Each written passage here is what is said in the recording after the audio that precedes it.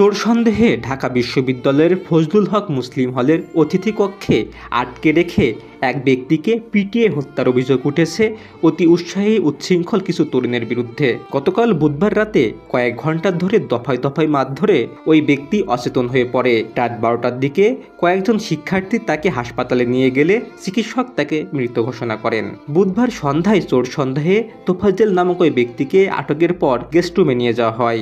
সেখানে তাকে রাত 10টা পর্যন্ত দফায় দফায় মারধর করা হয় এবং এক পর্যায়ে ওই যুবককে ক্যান্টিনে বসিয়ে ভাতও খাওয়ানো হয়।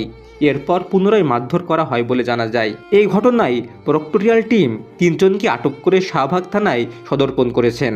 তাদের মধ্যে 2 জন হলেন ছাত্রলীগের সদ্য পদত্যাগ করা উপবিজ্ঞান ও প্রযুক্তি বিষয়ক সম্পাদক ও পদার্থবিজ্ঞান বিভাগের শিক্ষার্থী জালাল হোসেন এবং মৃত্তিকা পানি ও পরিবেশ বিজ্ঞান বিভাগের শিক্ষার্থী মোহাম্মদ সুমন।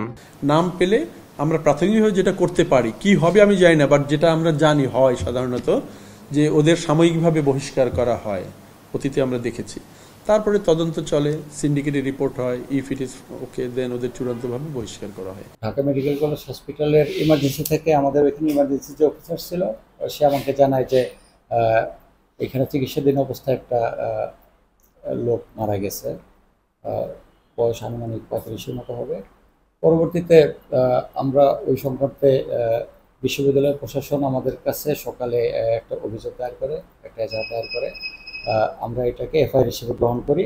অলরেডি মামলা হয়েছে এবং এই সংক্রান্তে তদন্ত কার্যক্রম চলমান আছে। তদন্তের পরে আসলে পুরো বিষয়টা ক্লিয়ার হবে যে কি হয়েছিল বা এটা কি বিষয়। এই ঘটনায় সোশ্যাল মিডিয়া জুড়ে প্রতিবাদ ও নিন্দা ঝড় উঠেছে। অভিনেতা, সাহিত্যিক থেকে শুরু করে সমাজের নানা পর্যায়ের মানুষ এই হত্যার নিন্দা জানিয়েছেন। অন্যদিকে স্বরাষ্ট্র উপদেষ্টা দেশবাসীর উদ্দেশ্যে বলেন, এমন হত্যাকাণ্ড দুঃখজনক। আইন নিজের হাতে তুলে না নিয়ে অপরাধীকে আইনের হাতে তুলে দেওয়ার আহ্বান জানান তিনি। এখানে আমার ধরার কথা শুধু ক্রিমিনালদের, আমি সাধারণ মানুষকে তো ধরার জন্য বলবো না, ক্রিমিনালদের ধরার জন্য। সাধারণ পাবলিকের যেতে কমফোর্ট হয় এটার দিকে আমাদের পুলিশ চেষ্টা করে। একজন অন্যায় করলে তারা আইনের হাতে সোপর্দ করেন, কিন্তু এই আইন তো আপনার হাতে তুলে নেওয়ার কারো কিন্তু অধিকার নেই। আইনের হাতে তাকে সোপর্দ করতে হবে। এটার ক্ষেত্রে আপনারাও একটু আমাদের সাথে কাজ করতে পারেন, জনসচেতনতা বৃদ্ধি করতে হবে। সর্বশেষ পাওয়া তথ্য মতে 4 জনকে আটক করা হয়েছে। Safayet Hossain Shaon, voice of tiger.